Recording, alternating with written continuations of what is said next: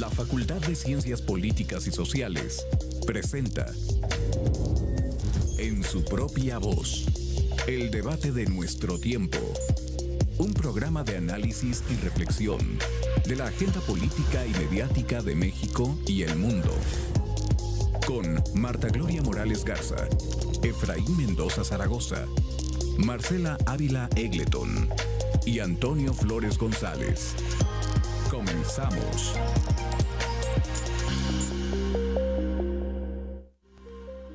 Buenos días.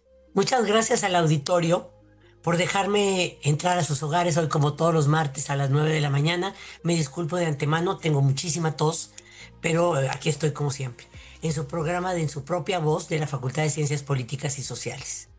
Agradecemos que nos escuchen en el 89.5 de FM de Radio Universidad o en el canal de televisión abierta del 24.1. Hoy el escenario internacional es muy complejo, cambiante e incierto. Por eso vamos a dedicar este programa a este tema. Pareciera que con la segunda presidencia de Trump, las relaciones geopolíticas y económicas entre los países han iniciado una transformación. Algunos afirman que es muestra de la última batalla del poderío norteamericano por mantenerse en la cúspide, pero para otros el escenario es más incierto. La invasión a Venezuela no parece haber generado las reacciones esperadas de China y Rusia, por ejemplo, y más bien parece que entre las tres potencias se distribuye en el mundo, como a finales de la Segunda Guerra. Venezuela para Estados Unidos y todo el continente, por cierto, porque así lo ha dicho Trump, Ucrania para Rusia y Taiwán para China. Con estos temas en mente, invitamos al doctor Rodrigo Chávez Fierro, a quien agradezco profundamente que aceptara y que él sí está en el escenario de TV WAC, yo no, estoy a distancia por mi enfermedad. El doctor Rodrigo Chávez Fierro es doctor en Derecho Internacional, profesor de la Facultad de Derecho de la UAC y actualmente es coordinador del Centro de Estudios de Derechos Humanos de Querétaro. Él ha estado con nosotros en otras ocasiones, siempre hablando de temas internacionales porque es su expertise. Muchas gracias y buenos días, doctor Chávez Fierro. Muchas gracias, doctora. Agradezco la invitación. Le mando los mejores deseos para recuperarse de esa tos y agradezco mucho la invitación de estar aquí con el auditorio. Gracias. En este escenario tan complicado, doctor, bueno, primero agradecerle que esté. Me da gusto verlo otra vez porque hacía mucho que no venía y me da gusto que vuelva. Siempre me da gusto que vuelva. Pero en este escenario tan complicado, no pensé en ninguna otra persona que en usted para que nos explique qué cosa está pasando. Se están dividiendo el mundo. Trump, algunos dicen que Trump está loco. Yo creo que sí, pero yo creo que debe haber una explicación más a profundidad. Entonces, ¿qué opina? Bueno, indudablemente estamos en una nueva etapa de las relaciones internacionales en el que pues ya los principales actores, como usted lo mencionaba, Rusia, China y Estados Unidos, pareciera que había un acuerdo, ¿no?, para repartirse sus áreas de influencia.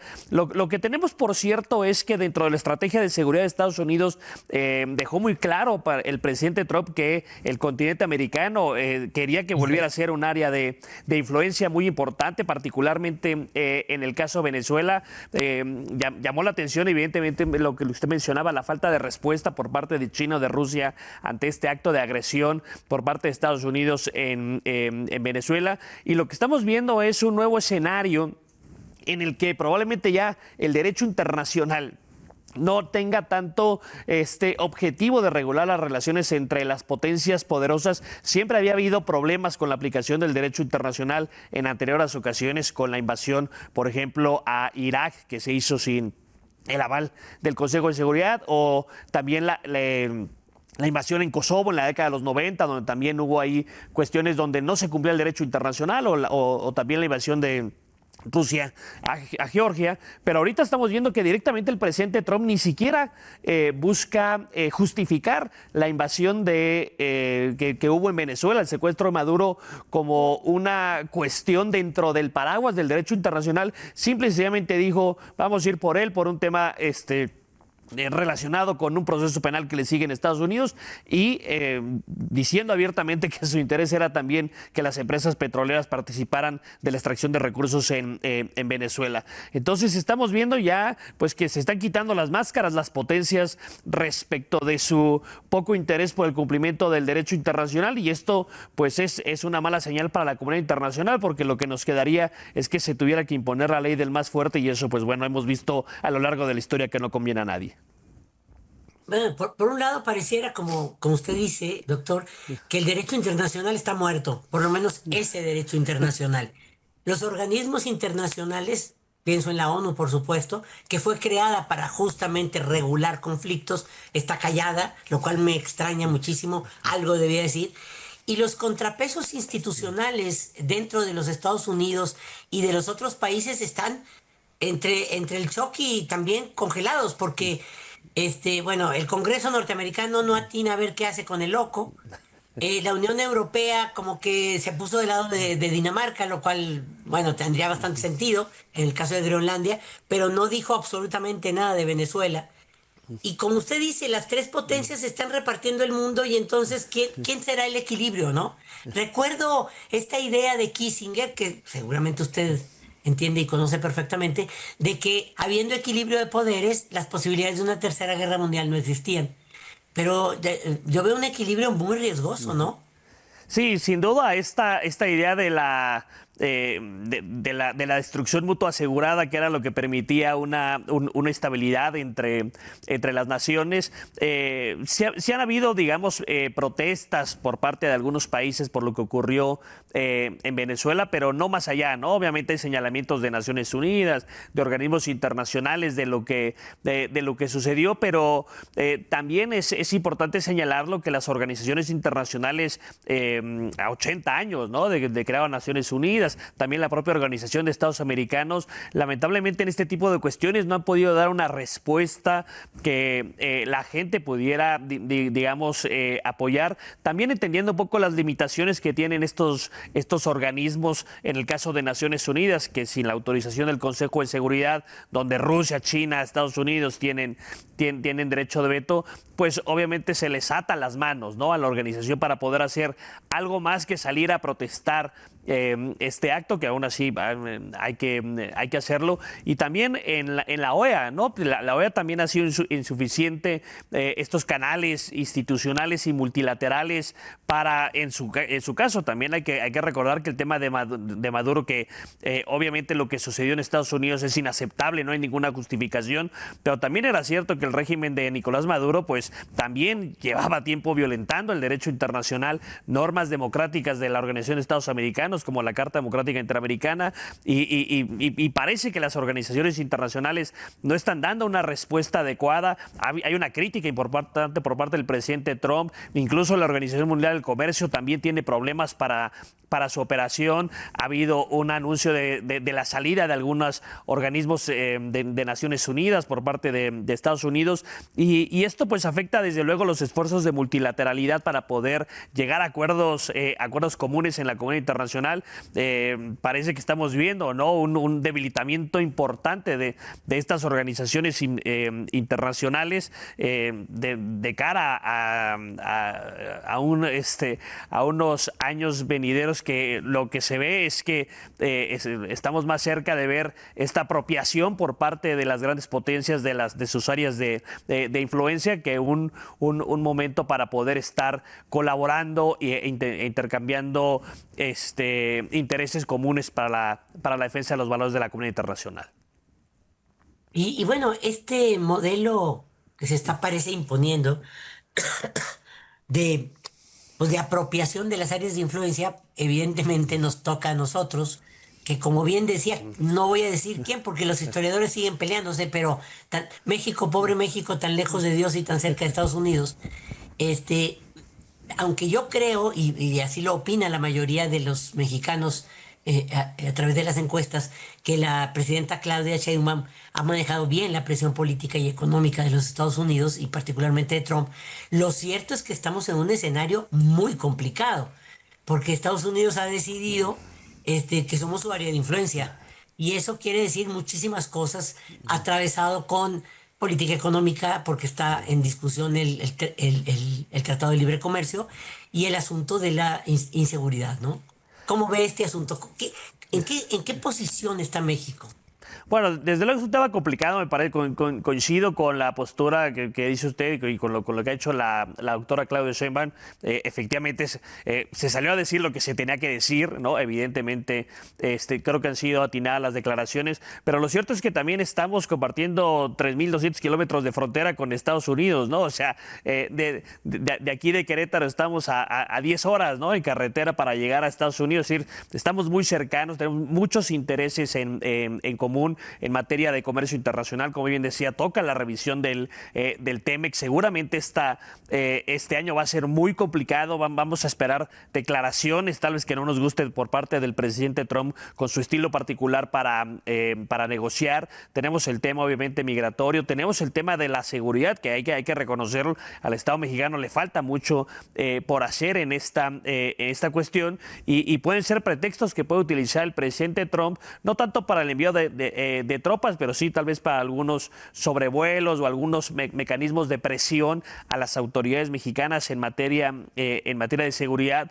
Y pues vamos a tener que estar ahí aguantando tal vez algunas declaraciones que haga el presidente Trump para poder lograr algunos acuerdos comerciales que puedan ser benéficos para México. Y bueno, el entender cómo es la persona del presidente Trump, que ya sabemos no es una persona fácil con la cual tratar.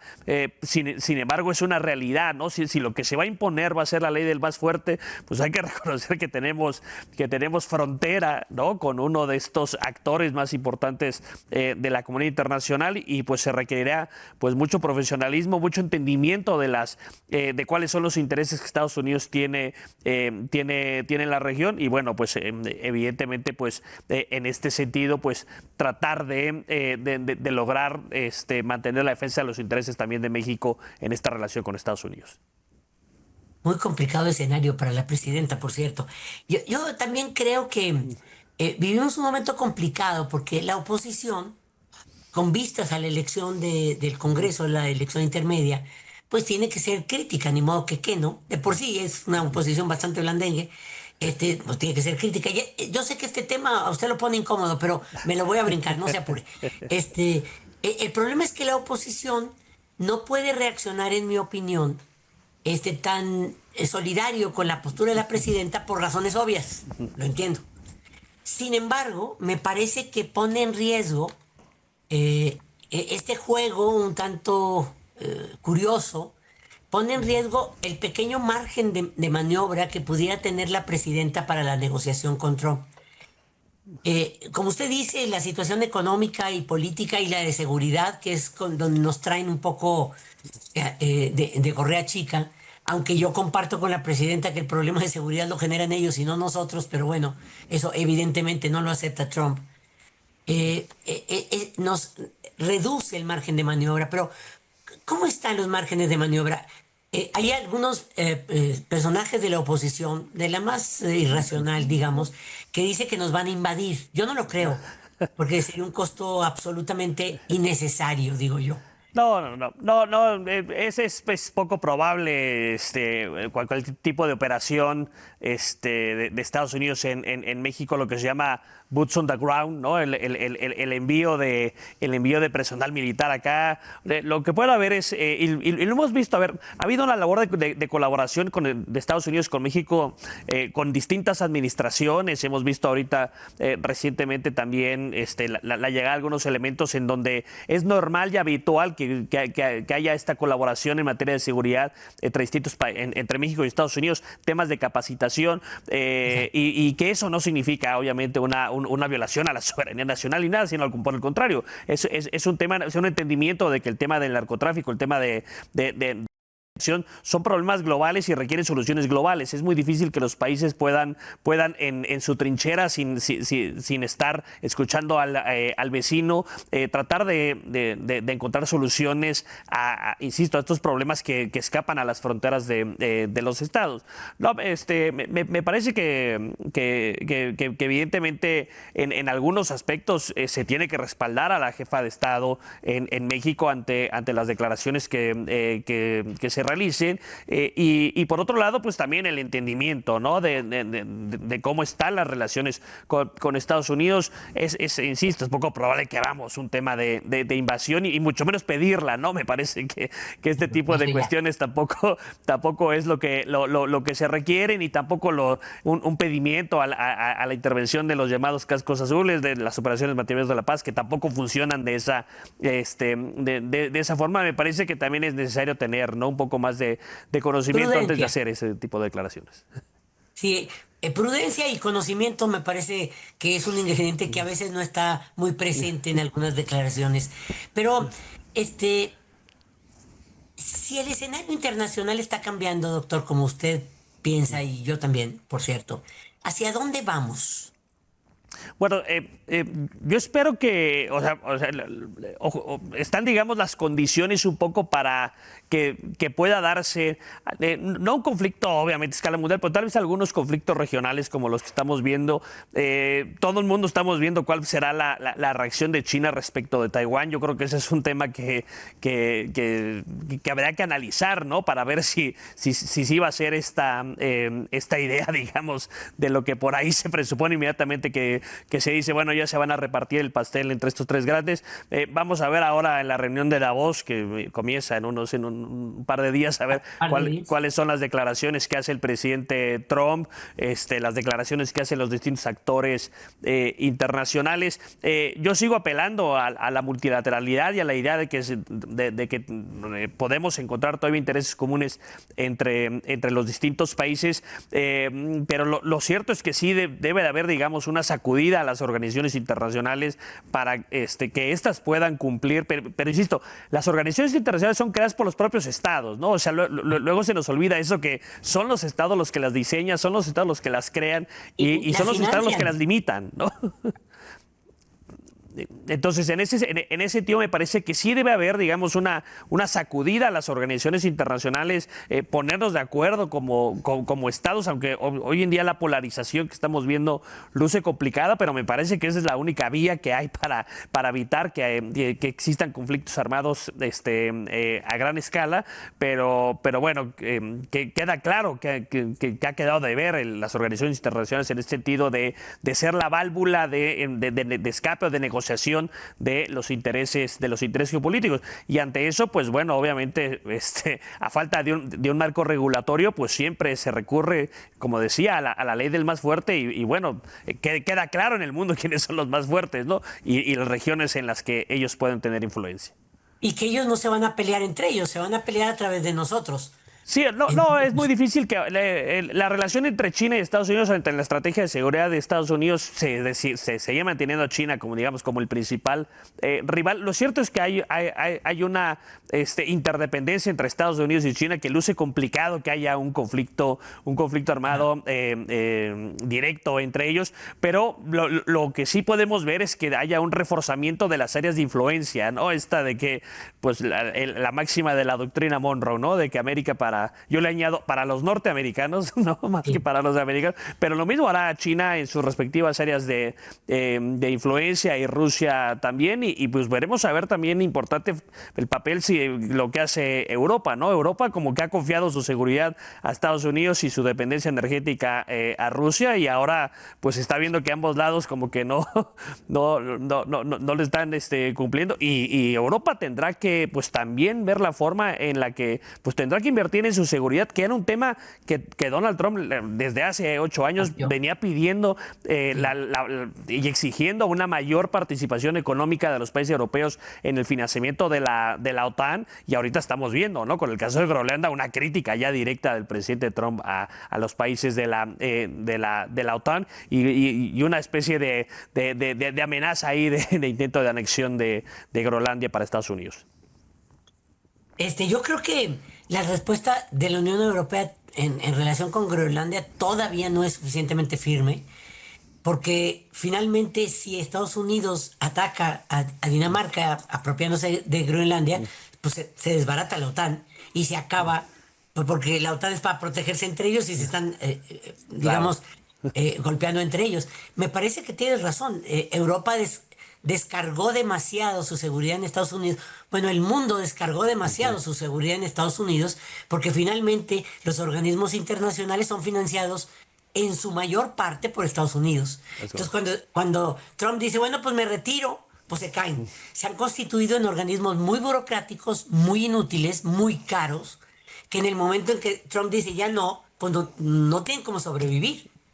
Sí, indudablemente hay que reconocer esa parte del financiamiento que hace Estados Unidos a las organizaciones internacionales y luego, insisto, sobre todo en el tema de la OTAN, donde los países no cumplían con este famoso 2% del PIB para el financiamiento de la organización y le estaban dejando todo el tema a Estados Unidos. Entonces, esto va a traer también un cambio en la economía de Europa para saber si van a abandonar algunas cuestiones de inversión, en fin, y trasladar todo ese gasto a cuestiones militares, en donde pues obviamente pues tendrán que haber una reconfiguración mundial y ver cómo funciona la Unión Europea, porque hay que recordar que la Unión Europea es una unión principalmente económica, sí, en alguna forma política con el Parlamento Europeo, pero no hay una unión militar, ¿no? Entonces no podemos pensar a la Unión Europea como una especie de unión militar. Está la OTAN, pero en la OTAN está, como ya sabemos, Estados Unidos y Canadá. Entonces habrá que ver qué reconfiguración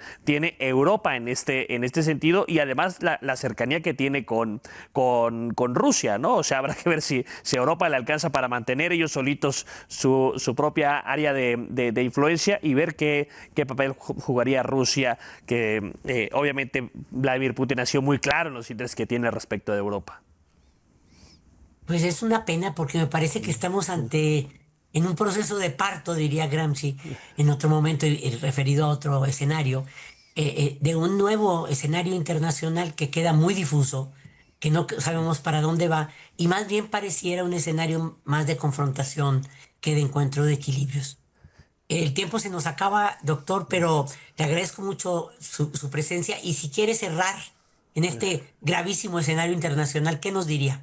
Bueno, con la esperanza de que los estados encuentren las soluciones por las vías multilaterales. Hemos visto ya lamentablemente varios escenarios de conflictos mundiales que no tienen más de 100 años que los vivimos, y ojalá los estados encuentren por las vías del multilateralismo, del diálogo, la solución a sus acuerdos, que se respete el derecho internacional, que se reconfiguren las organizaciones internacionales y recordar que el tema del mantenimiento de la paz y la seguridad es esencial para el desarrollo de otros temas tan importantes como el respeto a los derechos humanos, el respeto, el combate al cambio climático, el respeto al medio ambiente y, en fin, una serie de otras situaciones que sin una seguridad internacional y un mantenimiento de la paz será difícil poderlo lograr.